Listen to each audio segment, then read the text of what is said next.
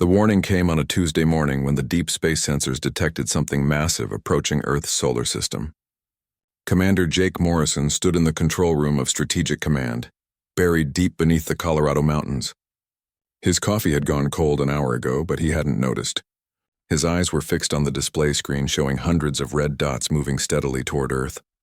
Lieutenant Claire Bennett worked at the station beside him, her fingers moving quickly across the keyboard as she tried to identify what they were seeing.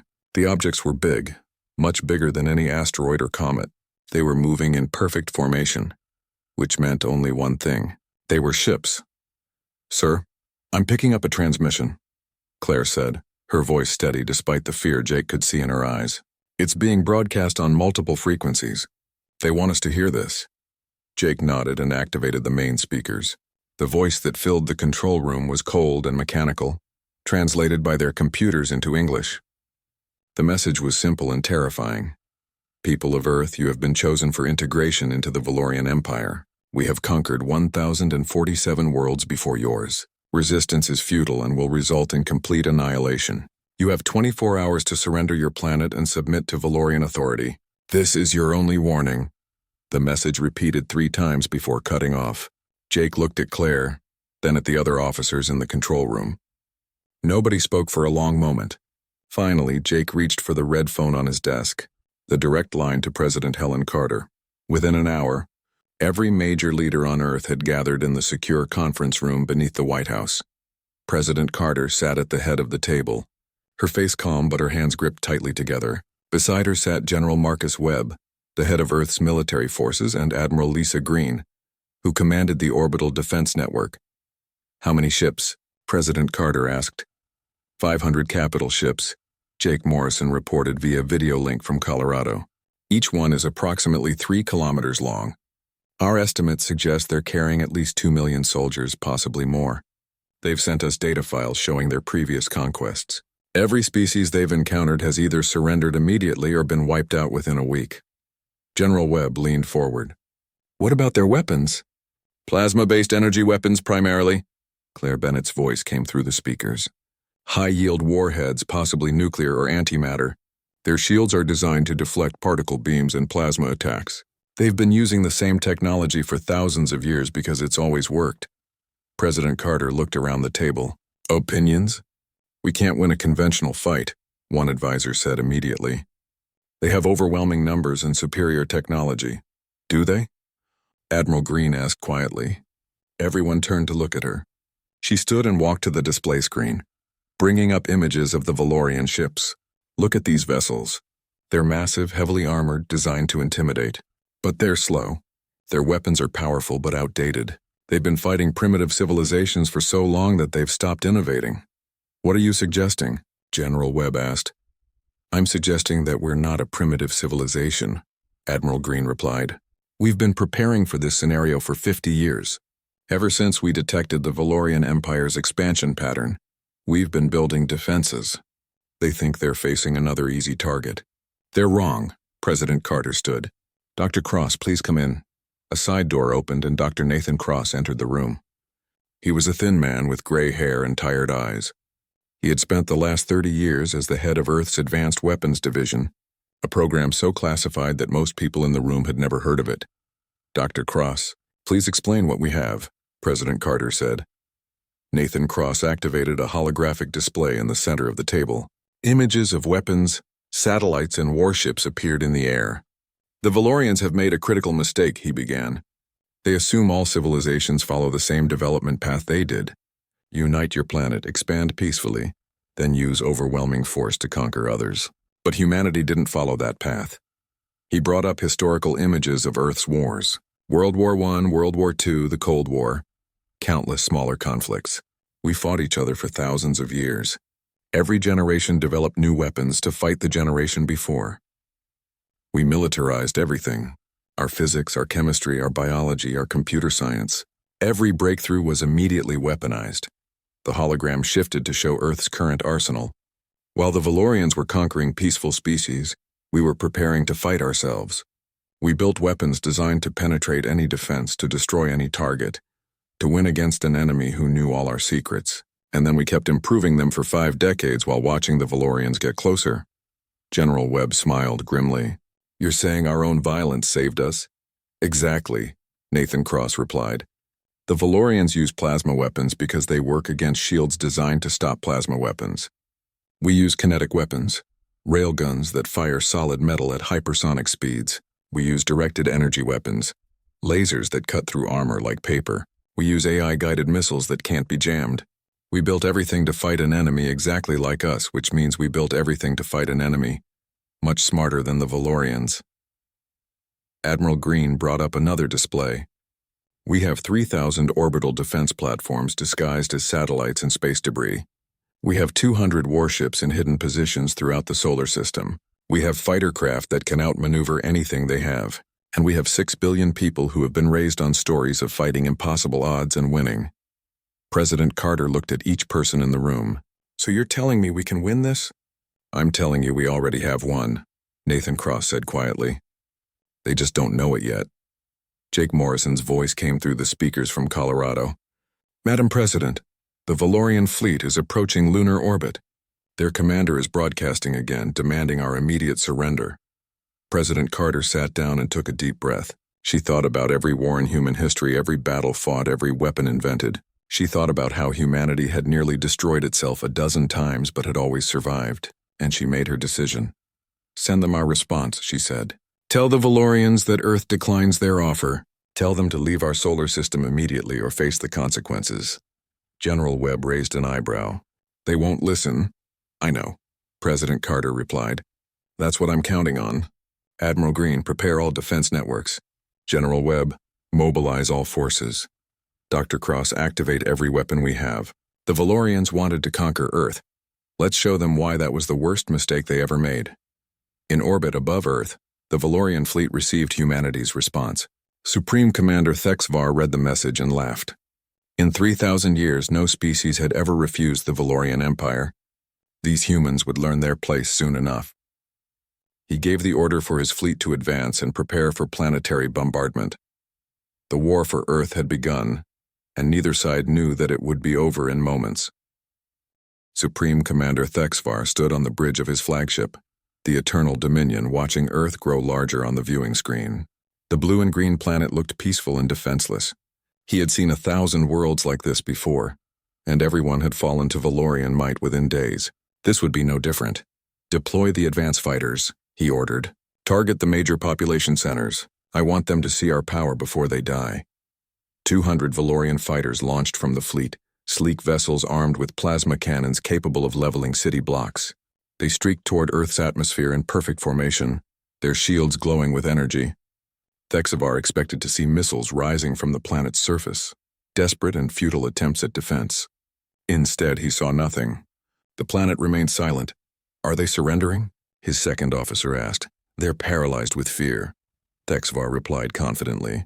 It happens sometimes. They realize resistance is hopeless and simply give up.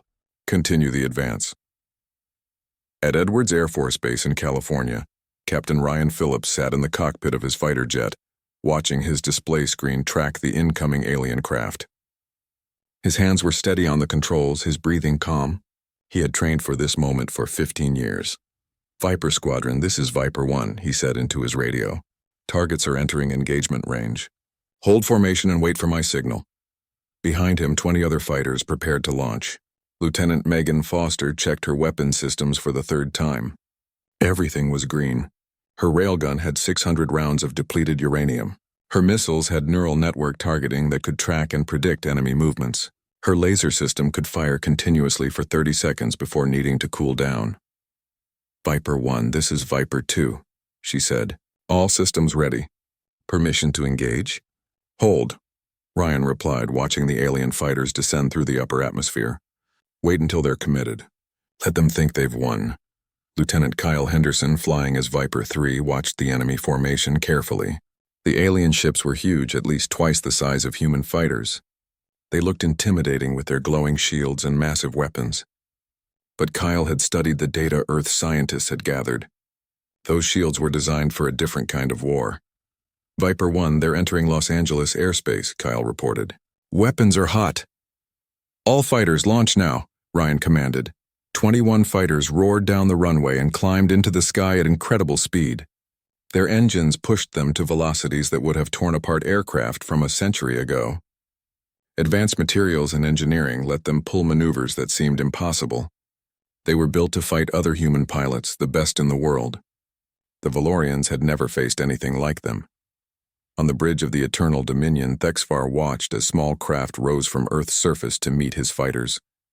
He almost felt sorry for them. The size difference alone was ridiculous. His fighters outweighed the human craft 10 to 1. "Let's see how long they last," he said, leaning back in his command chair. He never finished the sentence. On his screen, the first human fighter opened fire, and everything Thexvar thought he knew about warfare shattered in that instant. Megan Foster locked onto the lead Valorian fighter and pressed the trigger. Her railgun fired, and a stream of metal slugs shot forward at hypersonic speed. The Valorian shields, designed to deflect plasma and particle beams, did nothing against solid matter moving at such velocity. The slugs punched through the shield like it didn't exist, tore through the alien hull, and turned the fighter into an expanding cloud of debris. "Splash 1, Megan reported calmly, already turning toward her next target. Around her, the other human pilots were doing the same. The Valorians tried to return fire, their plasma cannons sending bright bolts of energy toward the human fighters.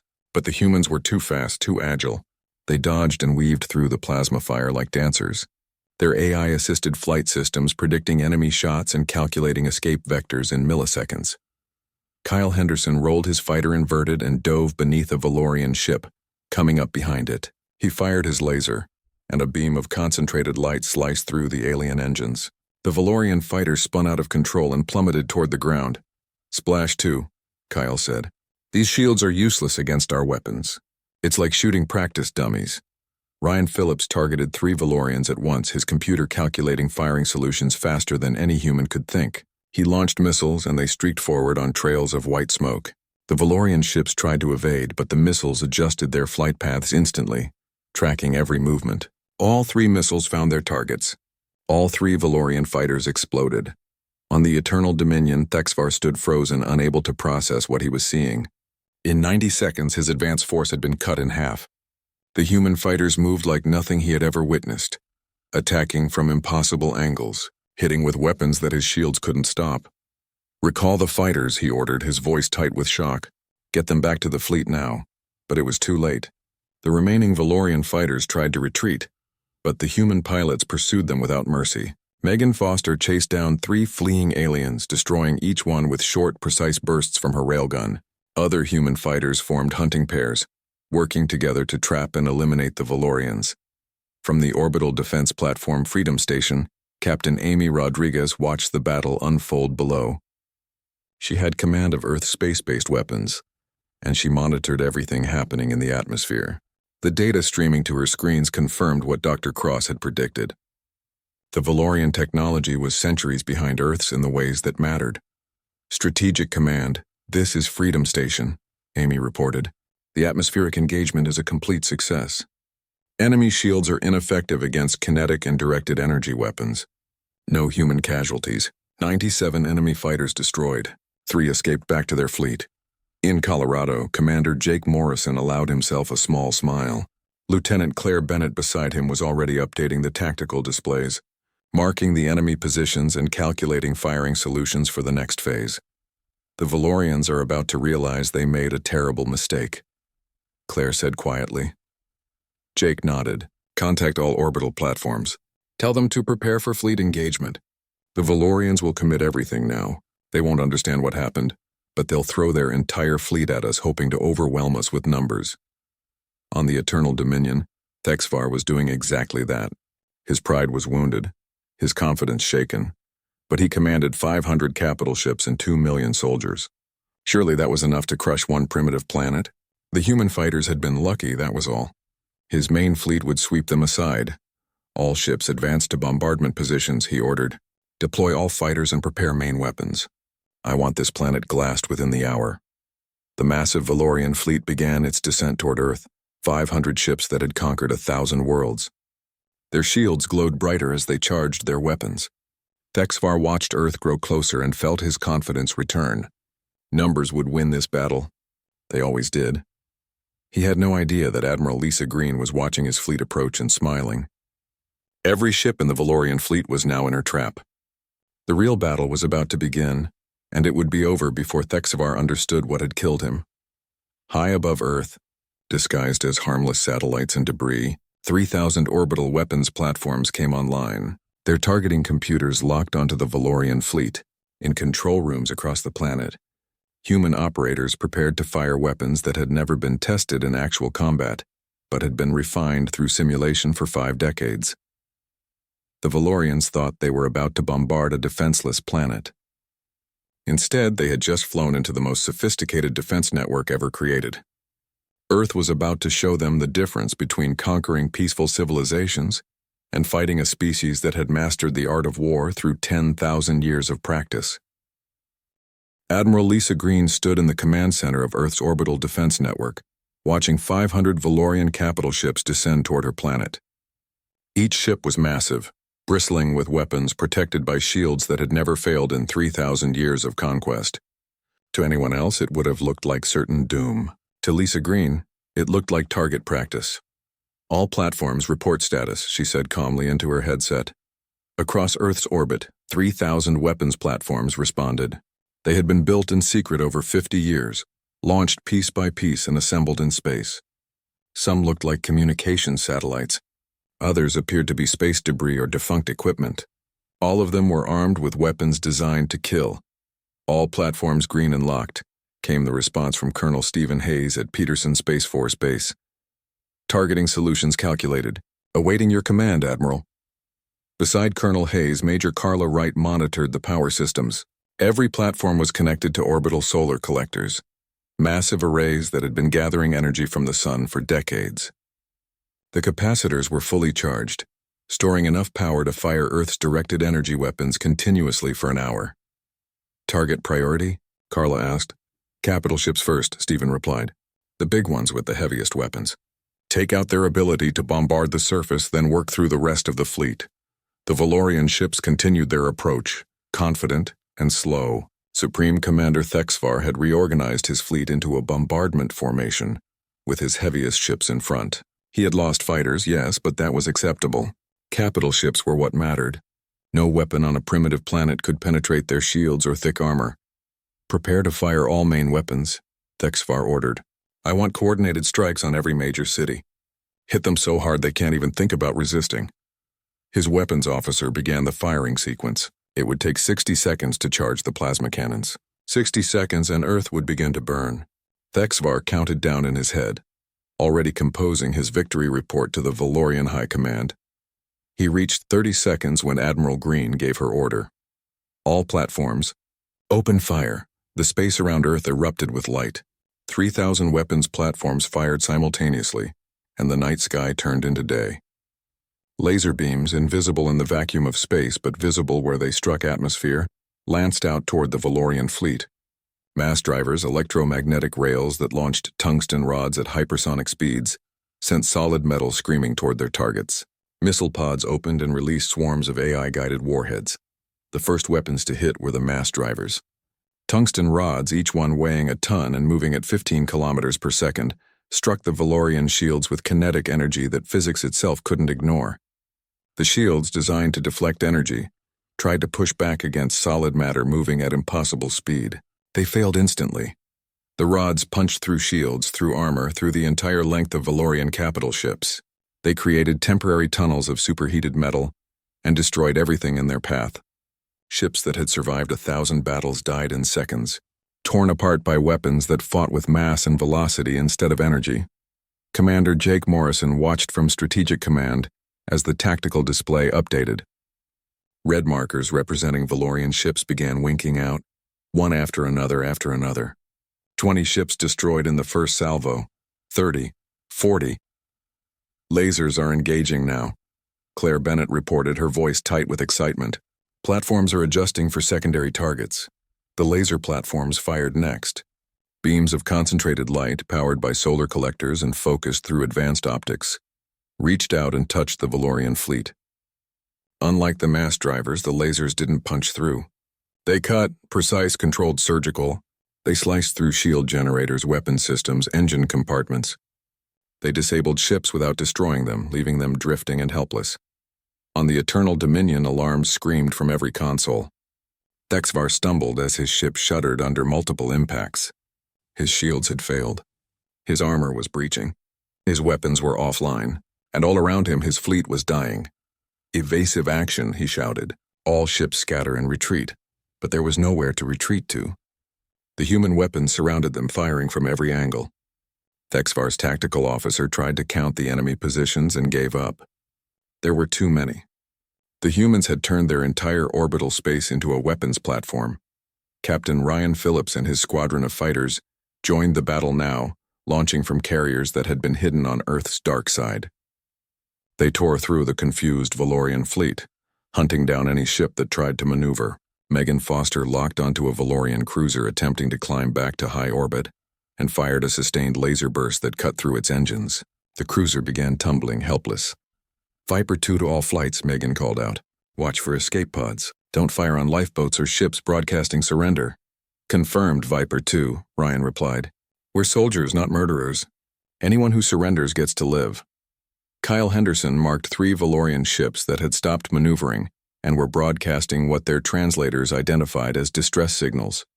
"Viper 1, I've got 3 requesting to surrender. Should I relay their position to command?" "Do it," Ryan said. "Let's show them we're better than they are." The battle, if it could even be called that, lasted 7 minutes. When Admiral Green finally gave the order to cease fire, 300 Valorian capital ships were destroyed. 100 were disabled and drifting. The remaining 100 had scattered to the edges of the solar system, their crews in complete panic. President Helen Carter watched the battle from the White House Situation Room. She sat down slowly, trying to process what she had just witnessed. General Marcus Webb stood beside her, equally stunned. "How many casualties on our side?" President Carter asked quietly. Jake Morrison's voice came through the speakers. "Madam President, we have 0 casualties. Not a single human ship was damaged. The Valorians never got close enough to fire a shot." Silence filled the room. Nobody had expected victory to be this absolute, this overwhelming. They had hoped to repel the invasion, to bloody the Valorians enough to make them retreat. Instead, they had annihilated the fleet. "What about survivors?" President Carter asked. "Approximately 15,000 in escape pods and damaged ships," Jake replied. "Captain Rodriguez at Freedom Station is coordinating rescue operations. We're picking them all up." Dr. Nathan Cross leaned back in his chair, his face troubled despite the victory. "This changes everything," he said. "The galaxy thought humans were just another primitive species. Now they know we can destroy an empire that conquered 1,000 worlds. They'll fear us. Should we have let them win?" General Webb asked, a edge to his voice. "No," Nathan replied. "But we need to be smart about what comes next. The Valorians will send word back to their empire. Other species will hear about this. Earth just became the most dangerous planet in known space." In orbit, Supreme Commander Thexvar sat in his damaged command chair, watching human rescue ships approach his crippled flagship. He had commanded fleets for 200 years. He had conquered 37 worlds personally. He had never imagined defeat was possible. A human voice came through his communication system, speaking in perfect Valorian through their translation computers. "Commander Thexvar, this is Captain Amy Rodriguez of Freedom Station. Stand down your weapons and prepare to be boarded. You and your crew will be treated according to the humanitarian laws of Earth. No one will be harmed if you comply." Thexvar wanted to rage, to scream, to refuse, but he looked at his tactical display, at the 300 markers showing where his ships had died, and he knew the truth. The humans could have killed him already. They chose mercy instead. That somehow made the defeat worse. "We surrender," he transmitted back, his voice hollow. "We surrender completely." Admiral Green watched the last Valorian ships power down their weapons. The battle was over. Earth had won. But as she looked at the debris field spreading across orbital space, the remains of ships and crew, she felt no joy. Only a grim satisfaction that her planet had survived. "All stations maintain alert status," she ordered. "Secure all prisoners. Recover all survivors. And someone get me a damage assessment. I want to know what that battle cost us." The answer, when it came, was simple. It had cost Earth nothing but ammunition. The Valorian Empire, however, had just lost 500 ships and its reputation for invincibility. The galaxy would never be the same. Admiral Lisa Green studied the tactical map in the war room beneath Strategic Command. Red markers showed where the surviving Valorian ships had fled to, scattered throughout the solar system like frightened animals. Most had retreated to the asteroid belt or Jupiter's orbit, trying to regroup and assess the disaster that had befallen them. President Helen Carter stood beside her, arms crossed, face grim. "What are our options?" "We let them go and hope they've learned their lesson," General Marcus Webb said from across the table. "They're beaten. Let them limp home and tell their empire what happened. That should discourage future attacks." Or, Admiral Green said quietly, "They regroup, call for reinforcements, and return with 10 times the numbers. Better prepared, better equipped, ready for our weapons." Commander Jake Morrison appeared on the video screen from his station in Colorado. "Admiral Green is right. We've intercepted Valorian communications. Commander Thexavar is already transmitting reports back to his empire. He's requesting a reinforcement fleet. The nearest one is 3 weeks away, carrying another 1,000 ships." The room went silent. President Carter turned to Dr. Nathan Cross, who had been sitting quietly in the corner. "What do you think?" Nathan Cross stood and walked to the tactical map. He traced a line from Earth to Jupiter's orbit, where most of the surviving Valorian ships had gathered. "I think we have a small window of opportunity. Right now, the Valorians are confused and demoralized. They don't understand how they lost. If we wait, they'll have time to analyze what happened, adapt their tactics, and return stronger. But if we strike now while they're broken, we can end this threat permanently." "You're talking about pursuing them," President Carter said. "Taking the fight beyond Earth orbit." "I'm talking about making sure they never come back," Nathan replied. "The Valorians respect strength. If we let them retreat, they'll see it as weakness. They'll think we got lucky. But if we hunt them down, if we show them that humanity can project power anywhere in this solar system, they'll think twice about ever returning." General Webb nodded slowly. "We have 50 deep space warships ready for deployment. They were built for exactly this kind of mission. Fast, heavily armed, designed to operate far from Earth. But we've never tested them in real combat," another officer pointed out. "We never tested the orbital platforms in real combat either," Admiral Green said. "That worked out fine. I say we do this. We end the threat now, while we have the advantage." President Carter looked around the room, meeting each person's eyes. Finally, she nodded. "Prepare the strike force, but I want strict rules of engagement. We destroy military targets only. Any Valorian ship that surrenders is to be spared. We're not monsters. We're defending our home." 6 hours later, Captain Ryan Phillips stood on the bridge of the warship EDF Retribution, watching his crew prepare for departure. The ship was new, launched just 3 months ago and still running shakedown tests when the Valorians arrived. Now it was leading a fleet into battle. "Status report," Ryan ordered. Lieutenant Sam Peterson looked up from his tactical station. "All systems green, Captain. Weapons are loaded and ready. Navigation has plotted our course to Jupiter orbit. Travel time will be 18 hours at maximum burn." Commander Laura Jenkins, the ship's weapons specialist, ran through her final checks. "Railguns are calibrated. Laser arrays are fully charged. Missile pods are loaded with smart warheads. We're ready to hurt something, sir." Ryan allowed himself a small smile. His crew was good, trained for years on simulators and eager to prove themselves. Around the Retribution, 49 other warships prepared for departure. They were smaller than Valorian capital ships, but faster and more maneuverable. Every weapon, every system, every tactic had been designed to fight an enemy exactly like the Valorians. "All ships, this is Retribution," Ryan broadcast to the fleet. "We depart in 10 minutes. Stay in formation, watch for ambushes, and remember we're not conquerors, we're protectors. Any Valorian who surrenders gets to live. Good hunting." The fleet launched smoothly, 50 ships accelerating away from Earth orbit and heading for the outer solar system. Behind them, Lieutenant Claire Bennett monitored their progress from Strategic Command, ready to coordinate support if needed. The journey to Jupiter took longer than Ryan would have liked, but he used the time to study every piece of intelligence they had on the Valorian fleet. Commander Thexavar had gathered his survivors near Jupiter's moons, using the planet's magnetic field to mask their signatures. It was a smart defensive position, but it had one major flaw. There was only one way out. "How many ships are we expecting?"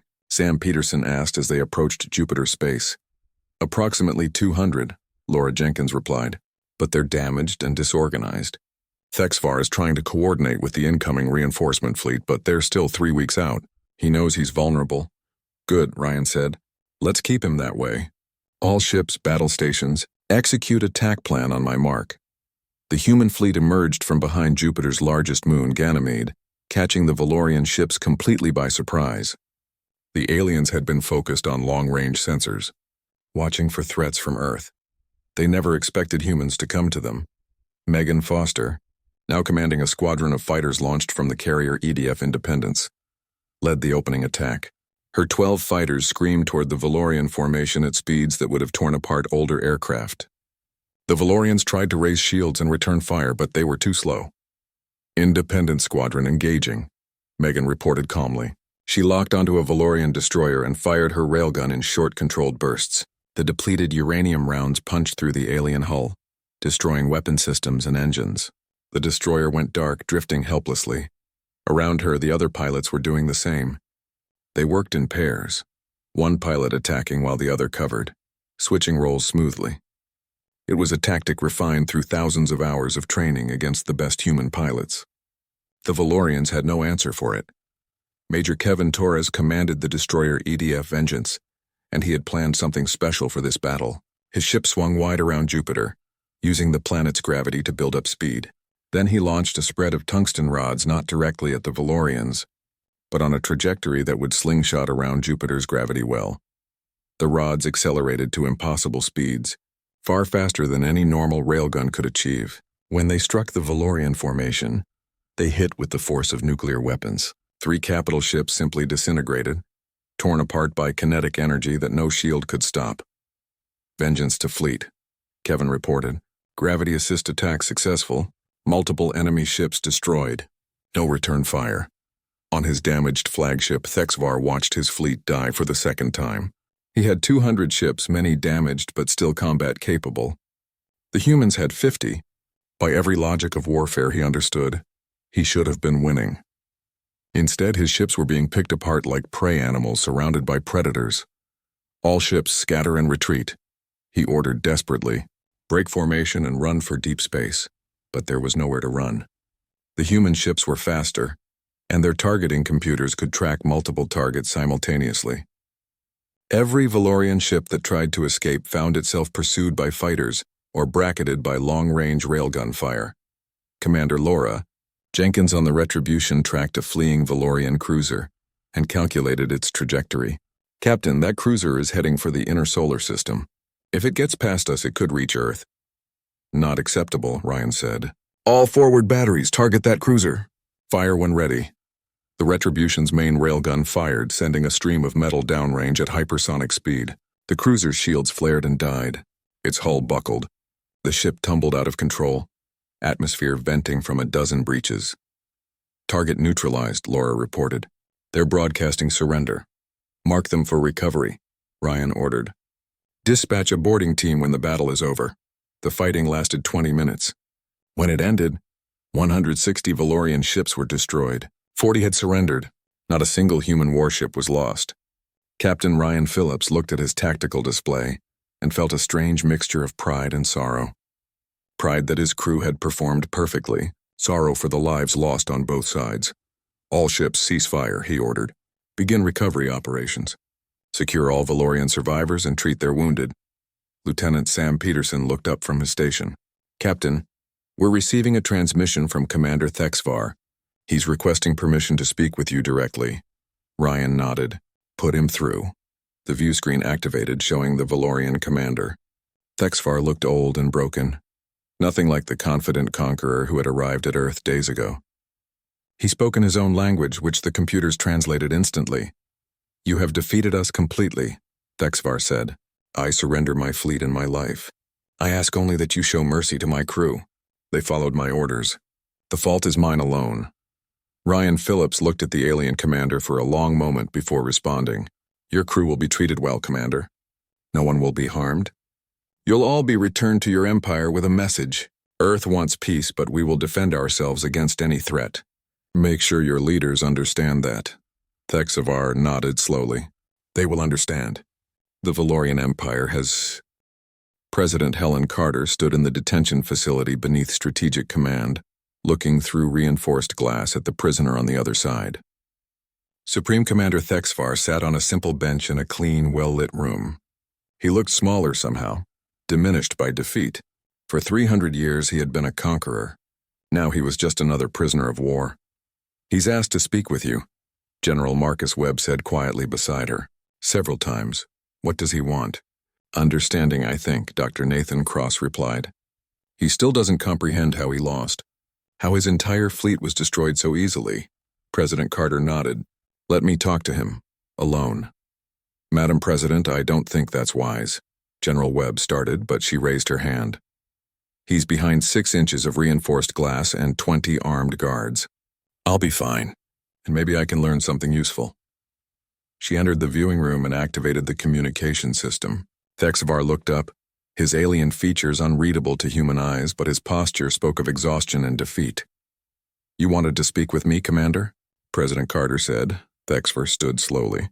"I wanted to meet the leader of the species that destroyed my fleet. The species that accomplished what no one else has done in 3,000 years. We didn't want this war," President Carter said. "You came to our world. You demanded our surrender. What did you expect us to do?" "Surrender," Thexvar replied simply. "Everyone else does. We show them our fleet, our power, our history of conquest. They realize resistance is futile and submit. It has always worked. Until now." "Until now," Thexvar agreed. He moved closer to the glass. "I have commanded fleets for 200 of your years. I have conquered 37 worlds. I thought I understood warfare. But you humans fight in ways I cannot comprehend. Your weapons, your tactics, your speed. How did you become so dangerous?" President Carter was quiet for a moment, considering her answer. "We fought each other, Commander. For thousands of years, humans killed humans. We invented better weapons to fight our own people. We studied strategy to defeat enemies who knew all our tricks. We became experts at warfare because we had no choice. Unite or die. Adapt or be conquered. You militarized your entire civilization," Thexvar said. "Every technology, every discovery turned into a weapon." "Yes," President Carter admitted. "It's not something we're proud of. But it saved us from you." Thexvar sat back down heavily. "My empire will hear of this defeat. They will not believe it at first. The Valorian Empire has never lost a war, but the evidence is undeniable.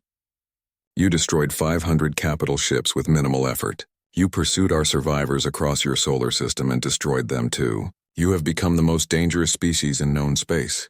We don't want to be dangerous," President Carter said. "We want to be left alone." "That is no longer possible," Thexvar replied. "Word of Earth's power will spread through the galaxy. Some civilizations will seek your alliance. Others will fear you.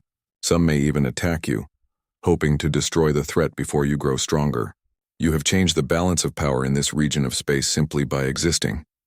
In the conference room down the hall, Admiral Lisa Green and Commander Jake Morrison were having a similar conversation with Lieutenant Claire Bennett and Captain Ryan Phillips, who had just returned from Jupiter. "What do we do with them?" Ryan asked, meaning the 5,000 Valorian prisoners they had recovered. "We send them home," Admiral Green said, "along with a message." "What kind of message?" Claire asked. Jake Morrison brought up a holographic display showing the galaxy. "A message that shows every civilization out there exactly what happened here. Not propaganda, not threats, just facts. Video footage of the battles. Technical analysis of our weapons. Proof that Earth can defend itself." "Won't that make us a target?" Ryan asked. "We're already a target," Dr. Nathan Cross said, entering the room. "The Valorians weren't exploring. They were conquering. And they're not the only empire out there doing it. Our deep space sensors have detected at least 3 other expanding civilizations within 100 light years. Eventually one of them will come here. We need them to know what will happen if they do." Major Carla Wright pulled up data on her tablet. "We've been analyzing Valorian technology. Their weapons, their shields, their ships. Everything is standardized across their empire. They've been using the same basic designs for centuries. That's their weakness. They stopped innovating because they didn't need to. Every enemy they faced was weaker than them. But we're not weaker," Claire said. "We're different. We developed our technology independently, along completely different paths. Our weapons work on principles they never considered because they never needed to." "Exactly. Nathan Cross said, and that's what we need to communicate. Earth didn't beat the Valorians through superior numbers or ancient technology. We beat them because we evolved differently, because our history of conflict drove innovation, because we never stopped improving our weapons even when we had peace. President Carter entered the room. Having finished her conversation with Thexvar, everyone stood, but she waved them back to their seats. I've made a decision, she said. We're going to release all the Valorian prisoners. We're going to repair one of their ships, stock it with supplies, and send them home. And we're going to give them a complete record of everything that happened here. Everything? General Webb asked, concerned. Including our tactical capabilities? Especially our tactical capabilities, President Carter replied. We're not hiding. We're not pretending to be weaker than we are. We're showing the galaxy exactly what happens to anyone who attacks Earth. Let them see our weapons. Let them analyze our tactics. Let them understand that we didn't just win. We dominated. Completely and utterly. Some might see that as arrogance, Admiral Green said carefully. It's not arrogance if you can back it up, President Carter replied. And we just proved we can. The Valorians thought they were the strongest force in this region of space. Now everyone will know that title belongs to humanity. 3 days later, Captain Amy Rodriguez supervised the departure of the repaired Valorian transport ship from Freedom Station. Commander Thexvar stood on the bridge of his new command, a ship barely large enough to carry his surviving crew back to Valorian space. It was a humiliating end to his career, but he was alive. That was more than he had expected. Commander, you're clear for departure, Amy transmitted. Safe travels. And remember what you've seen here. I will never forget, Thexvar replied. Neither will my empire. As the Valorian ship accelerated away from Earth, its databanks carried a complete record of the invasion. High-definition video of human fighters destroying Valorian ships in seconds, detailed analysis of Earth's weapons and how they bypassed Valorian defenses, tactical breakdowns of every engagement, and a simple message from President Carter, translated into every major galactic language the Valorians knew. The message read, Earth welcomes peaceful contact with other civilizations. We seek trade, cultural exchange, and mutual understanding. But we will defend ourselves against any threat with overwhelming force. The Valorian invasion force came here with 500 ships and 2 million soldiers. They left with 1 ship and 5,000 survivors. Let this be a lesson to any who would threaten our world. We are humanity. We survived 10,000 years of warfare against ourselves. You will not conquer us. In Strategic Command, Commander Jake Morrison watched the Valorian ship disappear from long-range sensors. Lieutenant Claire Bennett sat beside him, equally quiet. Think they'll come back? Claire asked. No, Jake said confidently. But others will come. Not to conquer. To learn to trade. Maybe even to ask for our help against their own enemies. And what do we do then? We do what humanity has always done, Jake replied. We adapt. We survive. We protect our own. But maybe, just maybe, we also help others who need it. We've proven we're the strongest. Now we need to prove we're also the wisest. Across the galaxy, the message spread through communication networks and trading routes. The Valorian Empire, humbled for the first time in its history, withdrew its expansion fleets and fortified its borders. Other civilizations heard the story of Earth and marked the small blue planet as off-limits. Some with fear, some with respect, all with caution. On Earth, life began returning to normal. The orbital platforms remained active, watching for threats. The warships continued their patrols. But people went back to work, children went back to school, and humanity faced the future with new confidence. Admiral Lisa Green stood in the command center of Freedom Station, looking down at Earth. The planet glowed blue and green and white, beautiful and fragile. But it was no longer helpless. Humanity had proven it could defend its home against any threat. Think we did the right thing? Major Carla Wright asked, standing beside her. Yes, Lisa said firmly. We showed strength, but we also showed mercy. We could have killed every Valorian. Instead, we let them go home. That sends a message, too. Earth is powerful, but we're not monsters. What happens now? Lisa smiled. Now we explore. Now we build. Now we take our place among the civilizations of the galaxy. Not as conquerors, not as victims, but as equals who won't be pushed around.